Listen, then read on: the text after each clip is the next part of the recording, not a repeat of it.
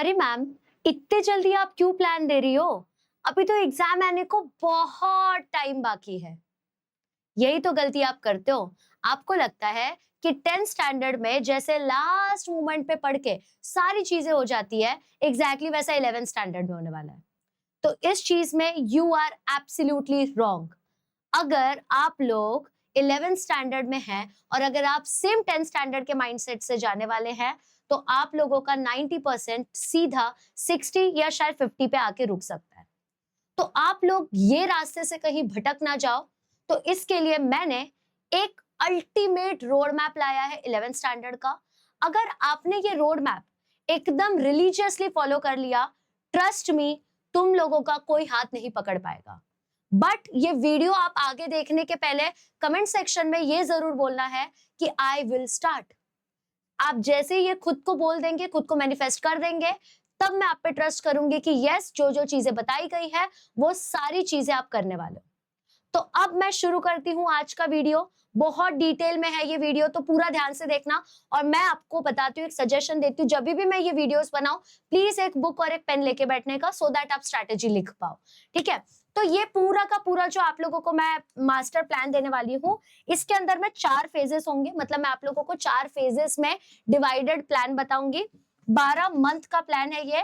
6 के 6 subjects include होंगे, यानी कि आपका पीसीएम भी तो होगा ही, साथ में दोनों लैंग्वेजेस भी इंक्लूडेड है, और आपका पोटेंशियल जो है वो इनफाइनाइट हो जाएगा। सबके अलग रीजंस होंगे। किसका रीजन ये होगा कि 10th में नहीं आया तो 11 12 में फोड़ना है। किसी का रीजन ये होगा कि 11th स्टैंडर्ड में अगर बेस नहीं बनाया तो 12th स्टैंडर्ड का एंट्रेंस कैसे क्लियर करेंगे। सबके अलग अलग रीजंस हो सकते हैं।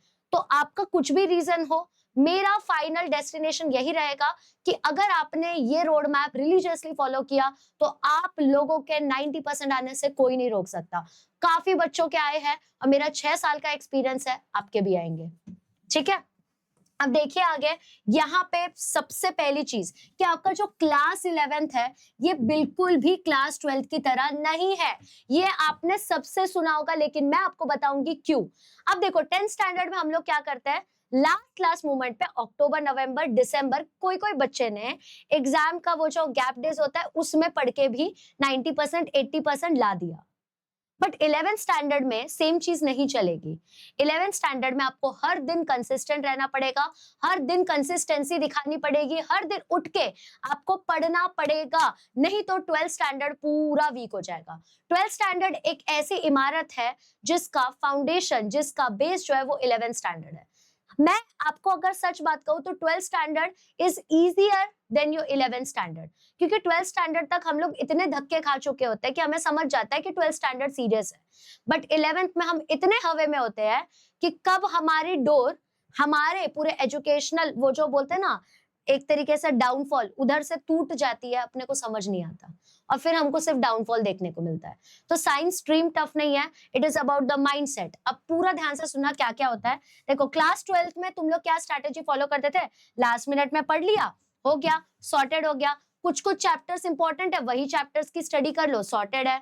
फिर उसके बाद में तुम लोग रट्टा मारते थे। देखो, तुम हाँ बोलो या ना बोलो मुझे पता है, तुम रट्टा मारते थे, टीचर्स तुमसे वैसे ही रिवीजन करवाते थे और तुमने भी वही किया है। और क्योंकि आता ही टेक्स्ट बुक से सेम वही चीजें आ रही है, तुमने वही स्ट्रैटेजी फॉलो की और एक ही बार रिवीजन कर लिया, पेपर दे के आ गए और पेपर अच्छा भी चला जाता है। 11th स्टैंडर्ड में कंप्लीटली नॉर्थ एंड साउथ है। बताओ कैसे, ध्यान से देखना। 11th स्टैंडर्ड में तुम्हें हर दिन कंसिस्टेंसी जो है वो दिखानी पड़ेगी, यानी कि हर दिन पढ़ना पड़ेगा।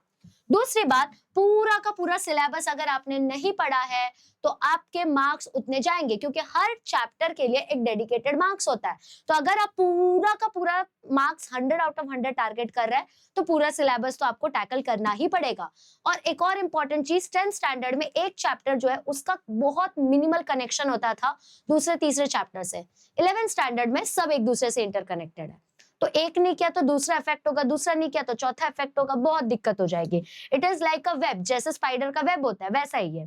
ठीक है? तो कंसेप्चुअल अंडरस्टैंडिंग भी होना इसमें बहुत जरूरी है। रॉट मेमोराइजेशन यानी कि रट्टा मारने से कुछ नहीं होगा, क्योंकि क्वेश्चंस ट्विस्टेड आते हैं। साथ में कम से कम 5+ रिवीजन साइकिल्स होना चाहिए आपका। मतलब 5 बार जब तक आपने रिवीजन नहीं किया है तब तक आप कुछ भी याद नहीं रख सकते अगर आप पेपर देने जा रहे हैं।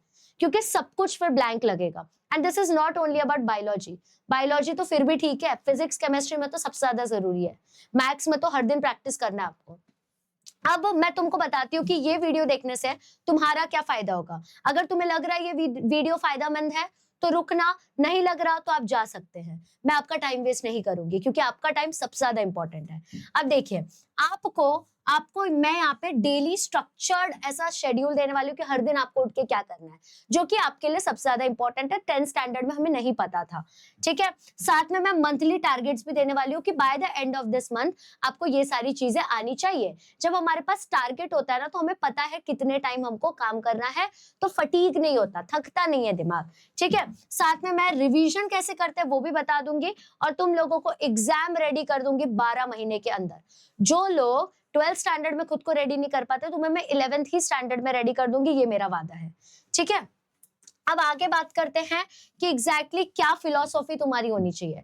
पहली बात तो, अगर 11th स्टैंडर्ड में तुम आ रहे हो तो तुम्हें कुछ चीजें अनलर्न करनी पड़ेगी, क्योंकि तुमने काफी चीजें गलत सीखी है। तो वो स्ट्रैटेजीज को कंप्लीटली आज से इरेज कर दो और अब नई बात सीखो। सबसे पहली चीज, smart work is always always always greater than hard work. क्यों ये इंपॉर्टेंट है? क्योंकि हार्ड वर्क के चक्कर में हम सारी चीजें करते जाएंगे, बट स्मार्ट वर्क अगर हम लोग कर रहे हैं तो हमें पता रहेगा कि कौन से चीज से ज्यादा स्कोर आ सकता है। That is the difference between a घोड़ा एंड अ गधा। तो हमें गधा नहीं बनना है, ये हम लोग को समझना चाहिए। एंड तुम्हारी बहुत गलत फहमी है कि स्मार्ट वर्क मतलब शॉर्टकट होता है, बिल्कुल नहीं। स्मार्ट वर्क का मतलब हार्ड वर्क तो होता ही है। तो तुम लोग हार्ड वर्क को एकदम से हटा नहीं सकते, बट यू शुड नो कि इसको कहाँ पे यूज करना है। मैं बताती हूँ, ध्यान से सुनना। तो 5 फोकस्ड आवर्स, अगर तुम 5 घंटा एकदम मन लगा के पढ़ रहे हो ना, तो 10 घंटा बैठने की जरूरत ही नहीं है। अब लोग 10 घंटा बैठने को हार्ड वर्क कहते हैं, मैं उसको टाइम वेस्ट ही कहूंगी, क्योंकि तुम 10 घंटा कंटिन्यूअस बैठ नहीं सकते। तुम बैठ रहे हो मतलब तुम कुछ ना कुछ टाइम पास कर रहे हो। तो जब तुम पढ़ रहे हो, सिर्फ तुम पढ़ रहे हो। अगर तुम कुछ और, तुम खेलने गए हो तो सिर्फ खेल रहे हो। हर चीज को उस तरीके से फोकस रखोगे तो एकदम से तुम्हारा दिमाग जो है वो सॉर्टेड रहेगा।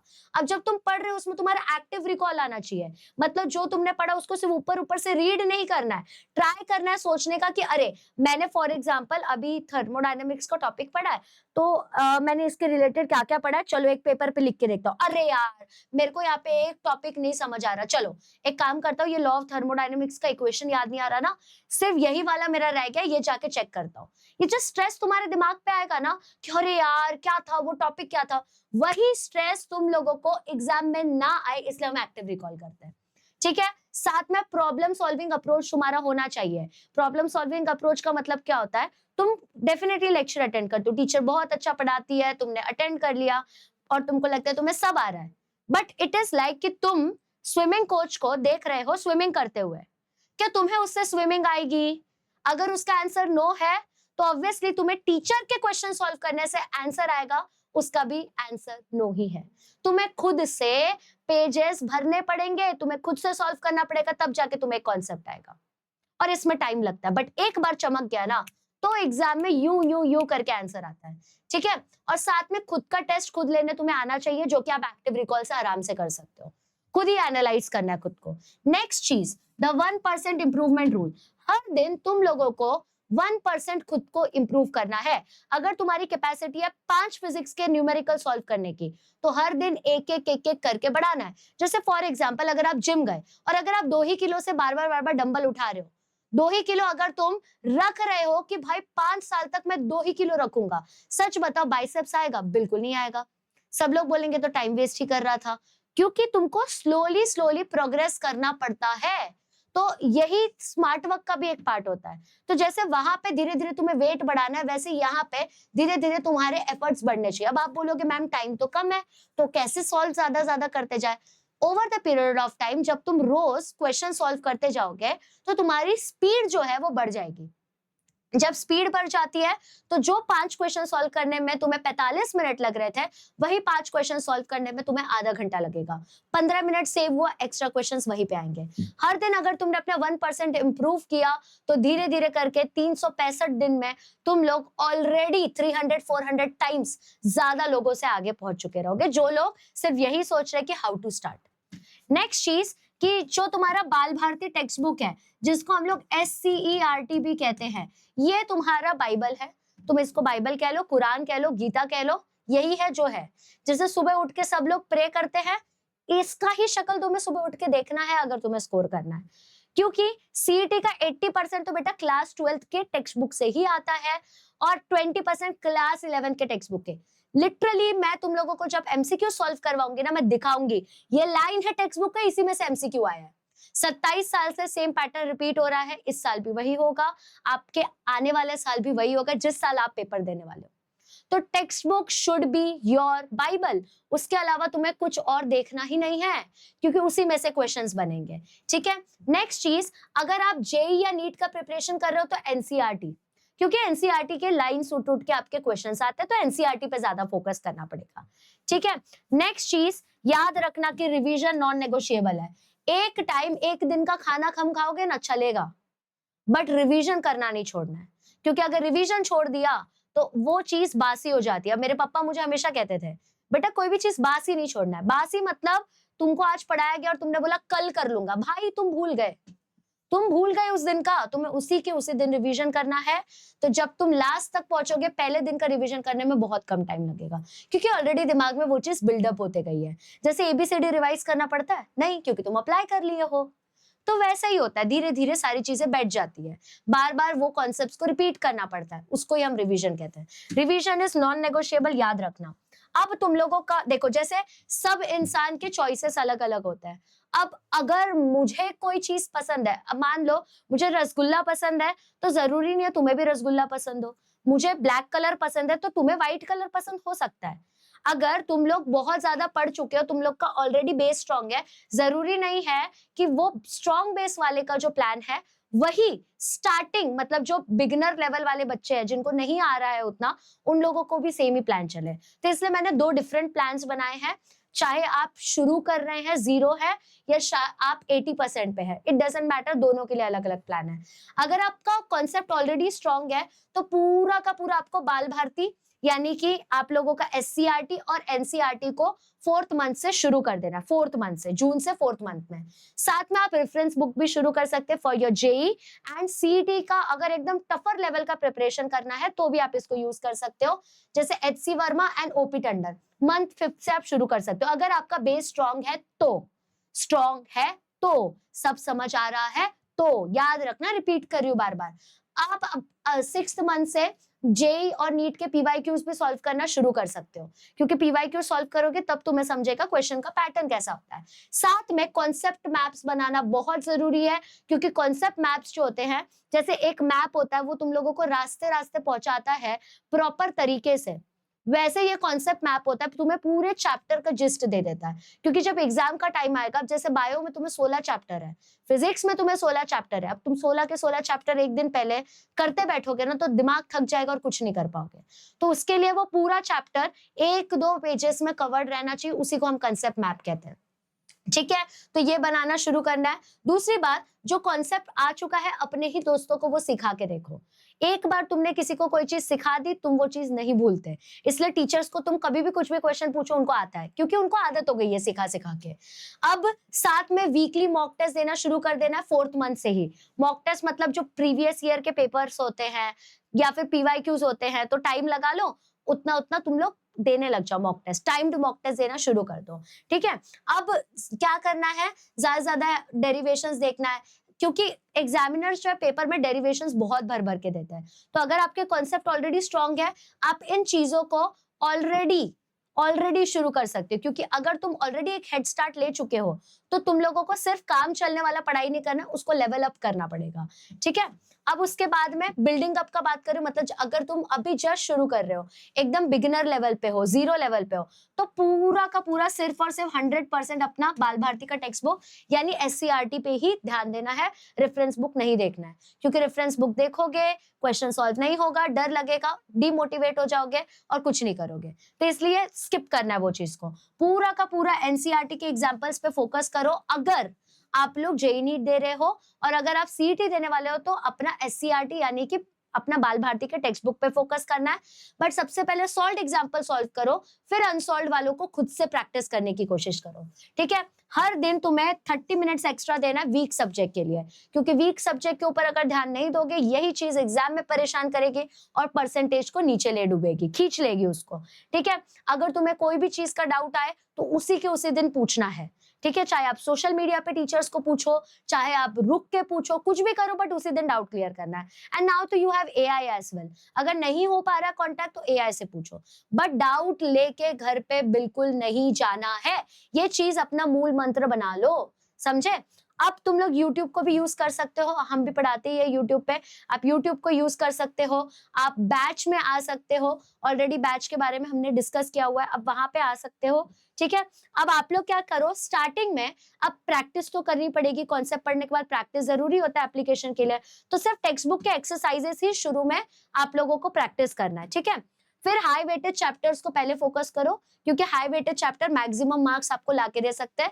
फिर धीरे धीरे हम लोग लो वेटेज को भी देखेंगे, छोड़ेंगे कुछ भी नहीं। और ये तो नॉन नेगोशिएबल है, चाहे आप स्ट्रॉन्गर साइड में हो या चाहे आप बिल्डिंग साइड में हो, 8 घंटे तो सोना ही है, क्योंकि जब हम सोते हैं हमारा दिमाग हमको फटीगनेस यानी कि थकावट से दूर लेके जाता है। अगर थके हुए रहोगे कोई चीज को याद नहीं कर पाओगे।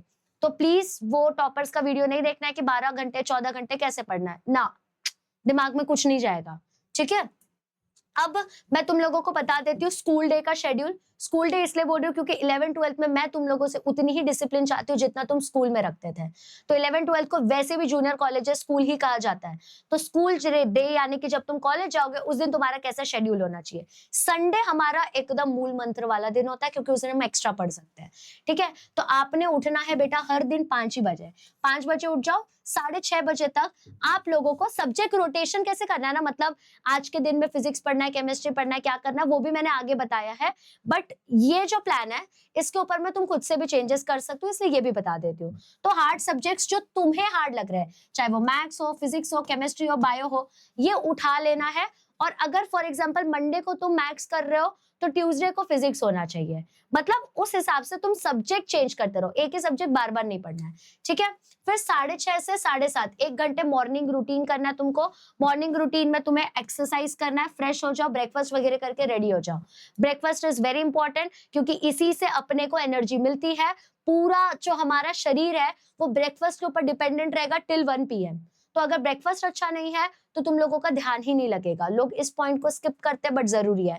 वर्कआउट इंपॉर्टेंट है, क्योंकि माइंड उससे शार्प होता है, हमें कंसिस्टेंसी का मतलब समझ आता है उससे। ठीक है, फिर 8 बजे से 2 बजे तक तुम कॉलेज जाओगे। कॉलेज में 100% अटेंशन दे दो, क्योंकि अगर तुमने 100% अटेंशन दिया तो 3 घंटा तुम उसको सेल्फ स्टडी में काउंट कर सकते हो, क्योंकि तुम तो पढ़ ही रहे थे वहां पे, तुम लोग तो बंक नहीं कर रहे थे। 11th स्टैंडर्ड में मैक्सिमम बच्चे बंक करते, तुम मत करना, तुम्हारा परसेंटेज ड्रॉप हो जाएगा। ये एक्सपीरियंस है मेरा, काफी बच्चे ऐसा करते हैं, मुझे पता है, बाद में रिग्रेट करते हैं वो। फिर 2 बजे से लेके 3:30 बजे तक रेस्ट कर लो, लंच खा लो या नैप ले लो, तीनों में से कुछ भी एक कर सकते हो। रेस्ट को स्किप नहीं करना है, क्योंकि अगर तुम थके रहोगे तो रिटेंशन स्किप होते जाएगा तुम्हारा। 3:30 से 5:30 जो भी आज तुमने पढ़ा उसका रिवीजन कर लो, क्योंकि जब तक हम लोग रिवाइज नहीं करेंगे, जब तक जो जो चीजें हम लोग पढ़े वो रिवाइज नहीं करेंगे, वो चीज हमारे दिमाग में जाएगी नहीं। ठीक है, फिर 5:30 से 6 बजे तक आप ब्रेक ले लो। इस ब्रेक में तुम वॉक करने जाओ, कुछ स्नैक्स खा लो, फोन भी चला सकते हो, बट 6 मतलब 6:01 भी नहीं चलेगा, समझा। उतना ही फिक्स टाइम तुम्हारे पास होना चाहिए, उसके ऊपर नहीं जाना चाहिए। फिर 6 से 8:30 तुम लोग नोट्स जो है उसको देखो। नोट्स अब तुम लोगों ने देख लिया, फॉर एग्जांपल तुम लोगों ने केमिस्ट्री का कोई एक टॉपिक पढ़ लिया, मान लो हैलोजन डेरिवेटिव्स। अब हैलोजन डेरिवेटिव्स के ऊपर अगर कोई भी ऐसा क्वेश्चन है, जैसे टेक्स्ट बुक का क्वेश्चन हो गया, सॉल्व्ड एग्जांपल्स हो गए, न्यूमेरिकल्स हो गया, कोई पीवाईक्यूज मैम ने करवा दिया है, कोई सीईटी के क्वेश्चंस करवा दिया है, तो पहले नोट्स रीड करो और खुद से सॉल्व करने की कोशिश करो। नहीं समझा, फिर जाके आप लोग का जो सॉल्व्ड नोट्स है उसको देखना, बट ट्राई पहले खुद से करना है। ठीक है, फिर आप लोग 8:30 से 9 बजे तक नेक्स्ट डे का प्रीव्यू ले लो, मतलब नेक्स्ट डे आप लोग को जो पढ़ाने वाले हैं वो पहले ही थोड़ा सा पढ़ के चले जाओ, सो दैट आप लोगों को वहां पे ऐसा कॉलेज में जाके ऐसा फॉरेन फील ना हो कि अरे ये क्या पढ़ा रही है, समझा। काफी बच्चे ये जो कॉलेज है उसके जगह पे क्लासेस भी जाते हैं, ऑफलाइन क्लासेस, ये भी मुझे पता है। तो आप अब उस हिसाब से अपना शेड्यूल जो है वो एडजस्ट कर सकते हो। और 10 बजे आप सो जाओ 10 बजे, क्योंकि सोना बहुत ज्यादा जरूरी है।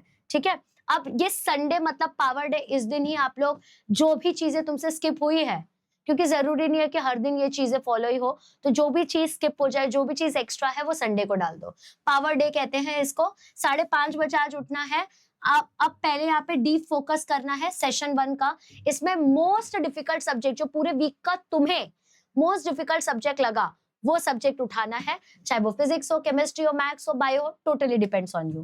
फिर 8 से 9 बजे तक मॉर्निंग रूटीन करना और ब्रेकफास्ट करना है, ठीक है। इसमें एक्सरसाइज इंक्लूडेड होना चाहिए। इफ यू वांट तो मैं एक्सरसाइज के वीडियोस भी डाल दूंगी कि कौन से वर्कआउट करने चाहिए तुम्हें, तो तुम उस लिंक को फॉलो करके वो भी अपने शेड्यूल में इनकॉर्पोरेट कर सकते हो। 9 बजे से लेके 12 बजे तक 3 घंटे का टाइम दे रही हूँ। इसमें वीकली रिवीजन करना है, मतलब अब तक तुमने मंडे से सैटरडे तक क्या क्या पढ़ा वो सारी चीजें रिवाइज कर लो। Very important, very important. फिर 12 से 2 बजे तक लंच कर लो, थोड़ा फैमिली के साथ टाइम स्पेंड कर लो, रेस्ट कर लो। ये मैंडेटरी है, बहुत इंपॉर्टेंट होता है ये, ठीक है। 2 बजे से 4:30 बजे तक प्रॉब्लम सॉल्विंग करना है। सारे क्वेश्चंस को सॉल्व करने की कोशिश करो, पीवाईक्यूज करो, टेक्स्ट बुक के क्वेश्चंस करो, मैम ने होमवर्क दिया है वो करो, सर ने होमवर्क दिया है वो करो, जो है वो सारी चीजें करके देखो। सॉल्विंग वाला पार्ट इसमें मेन होना चाहिए, तुम्हारा हाथ घिसना चाहिए, पेपरें भरनी चाहिए तुमसे, ठीक है। फिर 4:30 से 5:30 बजे तक आप ब्रेक ले लो और थोड़ा बाहर घूम के आओ, फ्रेश एयर लो, थोड़ा दोस्तों से बात करो, फैमिली के साथ बाहर जाओ, भाई बहन के साथ बाहर जाओ, पीट वीट दो उन लोगों को, बट बाहर जाओ, सो दैट तुम्हारा माइंड जो है ना वो फ्रेश होता है उससे। घर में फोन ही चलाते रहोगे, माइंड फ्रेश नहीं होता उससे, ठीक है। 5:30 से 7:30 का बात करूंगी तो वीक एरिया के ऊपर वर्क करना है, मतलब ऐसे टॉपिक जो तुम्हें वीक भर में नहीं समझे है और तुम्हें ऐसा लग रहा है कि यार ये तो बिल्कुल नहीं समझ आया, वो टॉपिक्स को तुम्हें इस स्टडी टाइम में पूरा का पूरा कवर करना है। अब तुम देखो मैंने कितना स्ट्रैटेजिकली डाला है, जब तुम बाहर से घूम के आते हो तुम्हारा माइंड फ्रेश रहता है, उसके बाद मैंने वो डाला है, सो दैट तुम फ्रेश माइंड से वो पढ़ोगे, तुम्हें डेफिनेटली आ जाए। फिर 7:30 से 8:30 नेक्स्ट वीक का पूरा प्लान कर लो, लिख लो कि तुमको इस वीक में क्या क्या चीजें कवर करनी है। अपने टीचर से पूछ लेने का कि मैम नेक्स्ट वीक में आप क्या क्या करवाने वाले हो, वो चीज पहले ही लिख लेने का, तो यू आर प्री प्लान, तुम्हें पता है क्लास में क्या होने वाला है, ठीक है। और लास्ट में जैसे ये सारी चीजें हो जाए, सो जाओ आराम से। 8 घंटे नींद बहुत ज्यादा जरूरी है। अब मैं तुम लोगों को सब्जेक्ट वाइज एक प्लान बता देती हूँ, ये बैटल प्लान जिसको मैं कहूंगी, यही फॉलो करना है। ये फॉलो कर लोगे तो तुम लोग जंग में पक्का पक्का पक्का अच्छा करके दिखाओगे, ये जंग ही है।